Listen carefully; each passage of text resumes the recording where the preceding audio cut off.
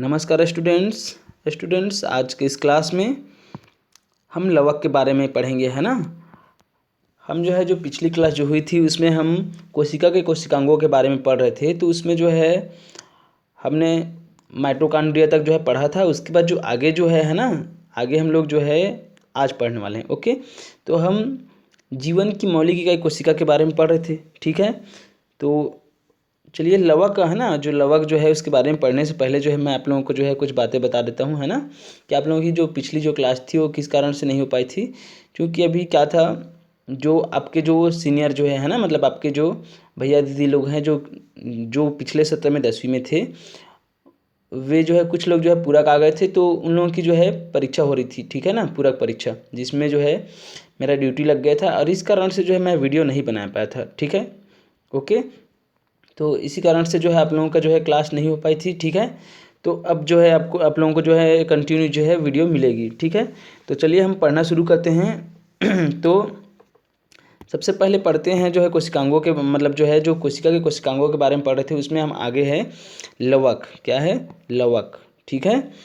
तो देखिए ये लवक है ना, लवक वो पादप कोशिकाओं में ही क्या होता है, पाया जाता है। मतलब जंतु कोशिका में ये लवक नहीं पाया जाता है, ठीक है। आप लवक के बारे में जानते भी हैं, ठीक है। जैसे क्लोरोप्लास्ट आप बार बार नाम सुनते हैं कि जिसके कारण से पेड़ पौधों की पत्तियां किस रंग की होती है, हरे रंग की होती है। पेड़ पौधे भोजन उन्हीं की सहायता से बना पाते हैं। तो वो क्या है, वो भी एक लवक ही है। क्या है? लवक है। समझ में आया? ओके, तो लवक केवल और केवल ये कोशिकांग है, ये पादप कोशिकाओं में ही क्या होते हैं, पाए जाते हैं। और जंतु कोशिकाओं में इनका बिल्कुल क्या होता है, अभाव होता है। मतलब जंतु कोशिकाओं में नहीं पाए जाते। तो ये लवक ये वर्णक की उपस्थिति के आधार पर, वर्णक है ना, वर्णक का मतलब मान के चलिए रंग, जैसे कि रंग होता है ना, ठीक उसी प्रकार से वर्णक है, ठीक है ना। तो वर्णक की उपस्थिति के आधार पर लवक दो प्रकार के होते हैं। कितने प्रकार के होते हैं? दो प्रकार के होते हैं। पहला होता है रंगहीन लवक और दूसरा क्या होता है, रंगीन लवक। अब रंगहीन लवक कहने का मतलब है, क्या मतलब है इसका, जिनमें वर्णक नहीं पाया जाता। यदि कोई ऐसा लवक है जिनमें वर्णक नहीं पाया जाता तो उस लवक को हम क्या बोलते हैं, रंगहीन लवक बोलते हैं। और इसका कार्य क्या होता है, ये स्टार्च के रूप में भोजन को क्या करता है, संचित करता है।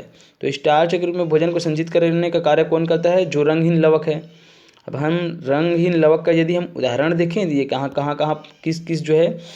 किस किस पादप में पाया जाता है, तो देखिए जैसे कि मक्के का बीज है उसमें रंगहीन लवक पाया जाता है। आलू आलू को आप देखते होंगे, तो जब आप आलू को काटेंगे तो देखना आलू में आपको रंगीन नज़र नहीं आएगा, बल्कि वो रंगहीन आपको नज़र आएगा। काटने के बाद देखेंगे, मूली को काटेंगे फिर भी देखेंगे आपको वो क्या होगा, रंगहीन नज़र आएगा, ठीक है ना।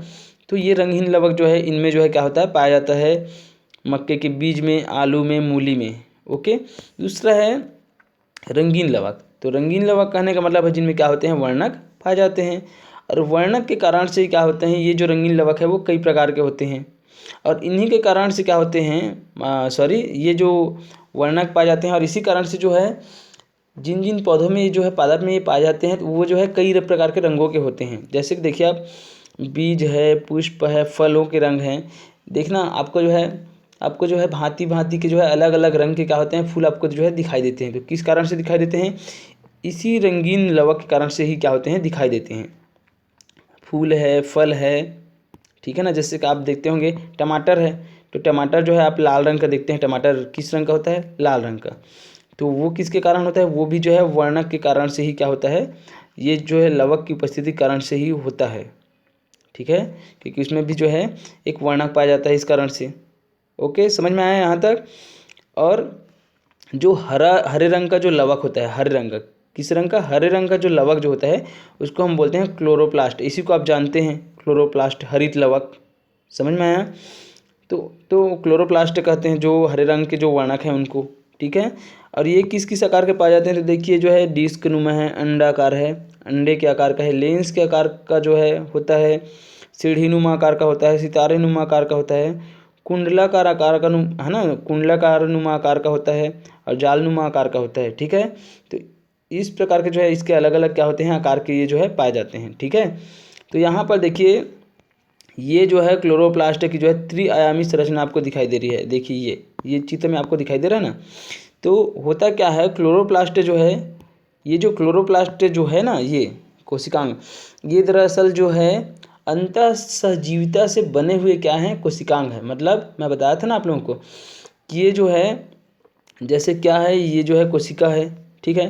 तो इस कोशिका, मान लीजिए पादप कोशिका है, तो इसमें जो है ये कुछ जो है बाह्य जीव थे जो क्या हो गए, इसके अंदर जो है प्रवेश कर गए, और प्रवेश करने के बाद जो है कोशिका का जो है क्या बन गया, एक जो है अभिन्न जो है कोशिकांग बन गए, ठीक है ना।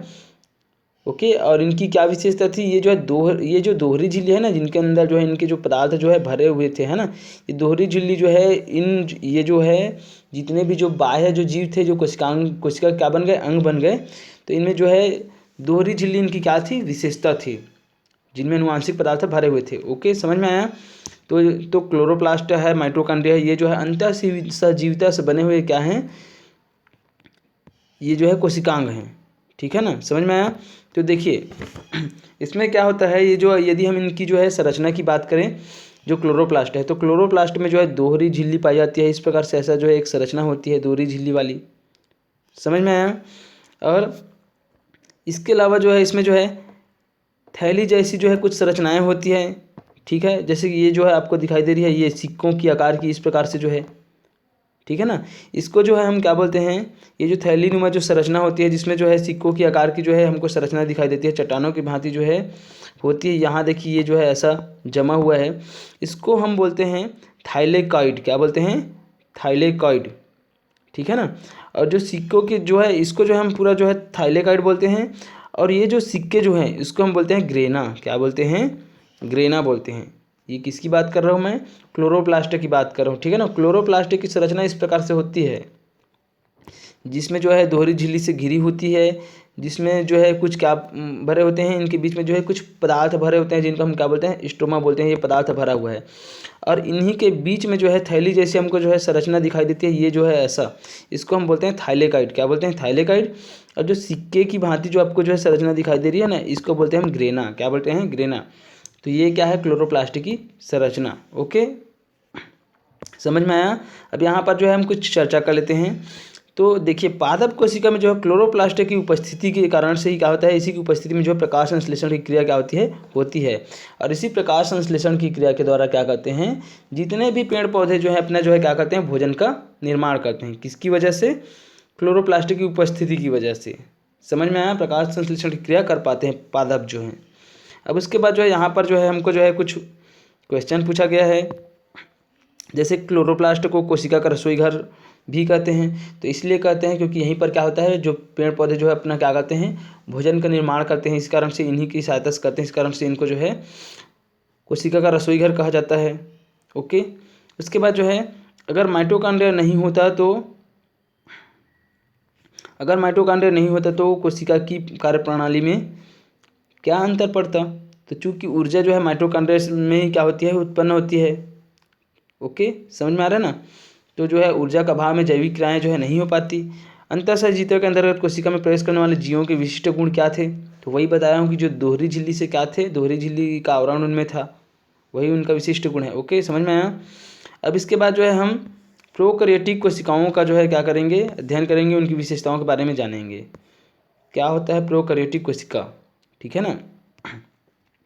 तो देखिए जो प्रोकैरियोटिक कोशिकाएं जो है ना, ये जो कोशिकाएं जो होती है वो कोशिका झिल्ली और कोशिका भित्ति से क्या होती है, घिरी हुई होती है। मैं बताया था ना, कोशिका भित्ति और कोशिका झिल्ली। जो कोशिका भित्ति केवल पादप कोशिकाओं में पाई जाती है करके, ठीक है। ओके, तो कोशिका झिल्ली, ये जो कोशिकाएं जो होती है प्रोकैरियोटिक कोशिकाएं जो है, वो कोशिका झिल्ली और कोशिका भित्ति से क्या होती है, घिरी हुई होती है, ठीक है। और इनमें कुछ कोशिकांग जो होते हैं वो प्रोकैरियोटिक कोशिकाओं में नहीं पाए जाते, जैसे माइटोकॉन्ड्रिया है, अंतःप्रद्रव्य जालिका है, गाल्जी का है।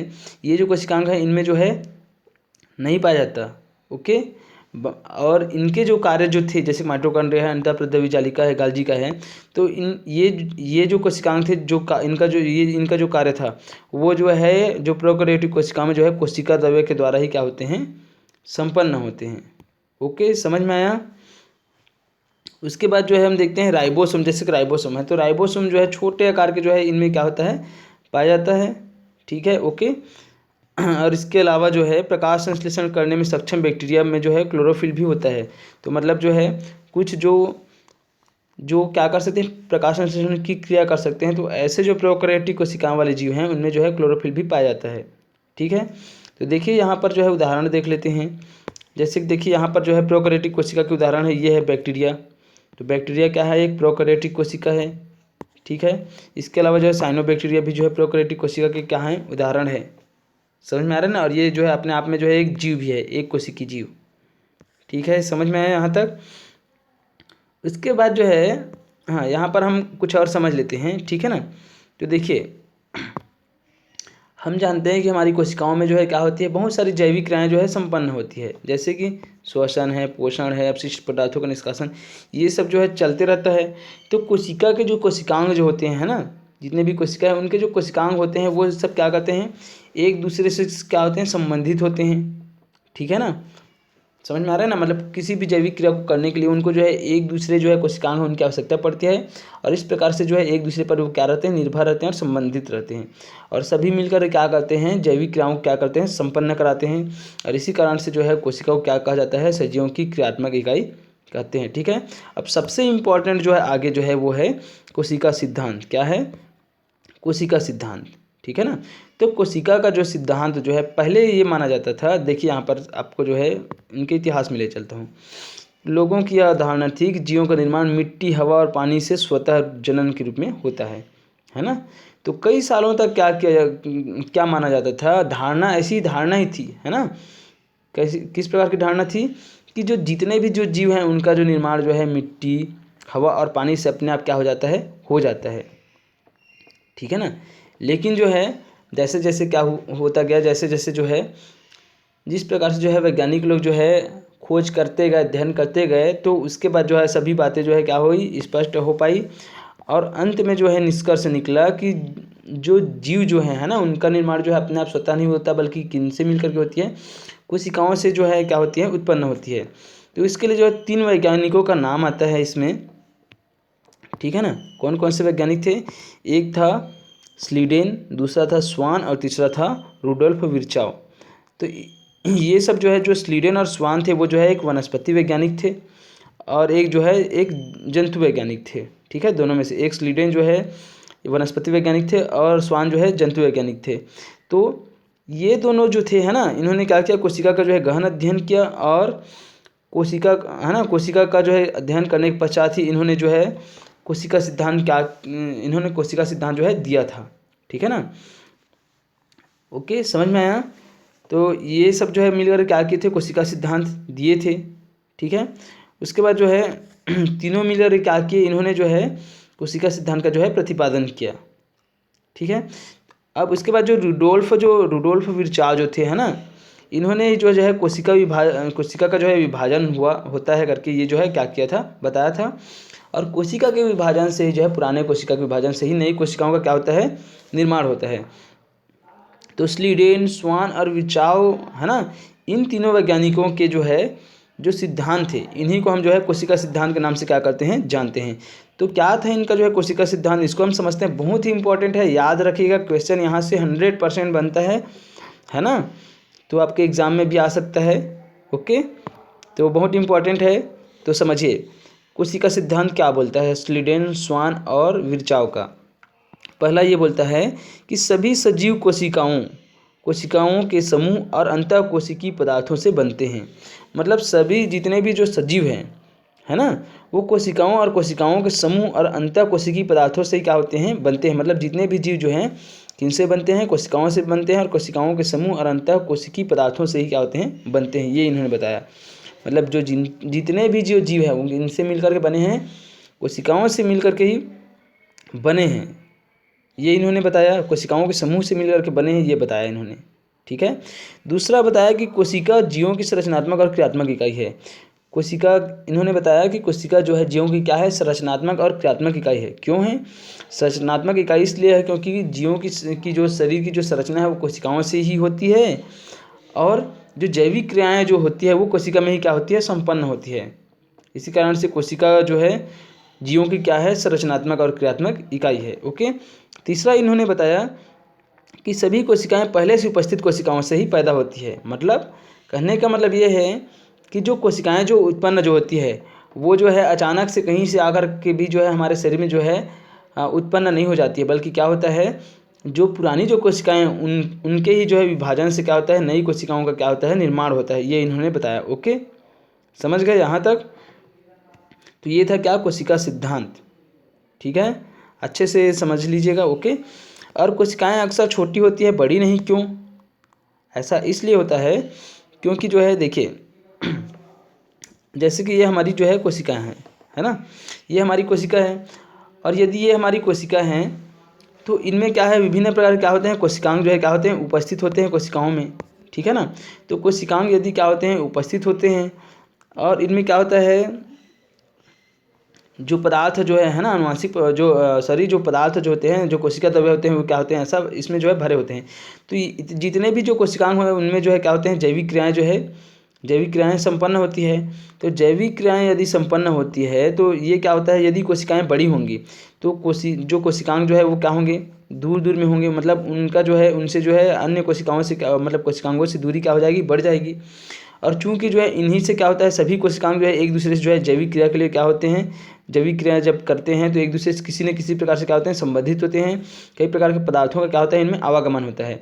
यदि क्या होगा यदि जो है कोशिका का आकार अगर बड़ा होता तो क्या होता इनके बीच की दूरी क्या हो जाती बढ़ जाती। और दूरी बढ़ने के कारण से क्या होता है जो पदार्थों के आवागमन में जो है अधिक ऊर्जा की क्या होती आवश्यकता होती। और अधिक ऊर्जा की आवश्यकता होती तो जैविक जो क्रियाएं हैं वो क्या हो जाती धीमी पड़ जाती।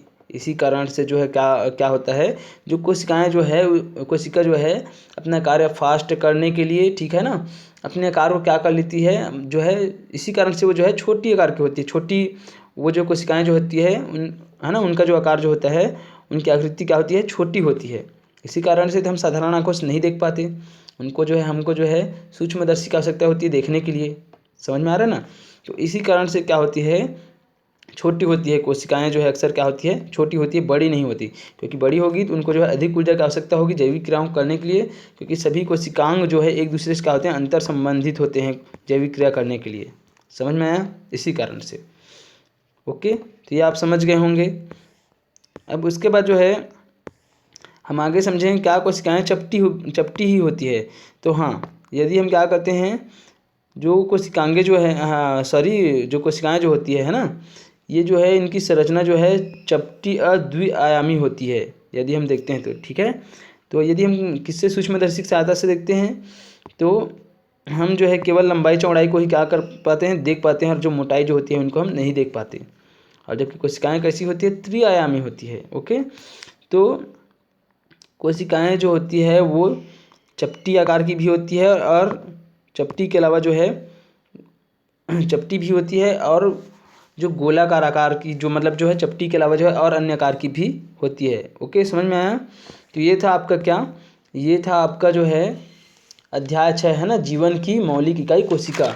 तो चूंकि मैं आप लोगों को जो है इस अध्याय का जो है पीडीएफ भेज चुका हूँ आप जो है अपनी कॉपी जो है बना लीजिएगा। ठीक है, इस चैप्टर का। और जब नेक्स्ट क्लास होगी उसमें हम जो है अध्याय 7 बहुकोशिकीय संरचना ऊतक के बारे में क्या करेंगे हम पढ़ेंगे। तो आज के लिए बस इतना ही।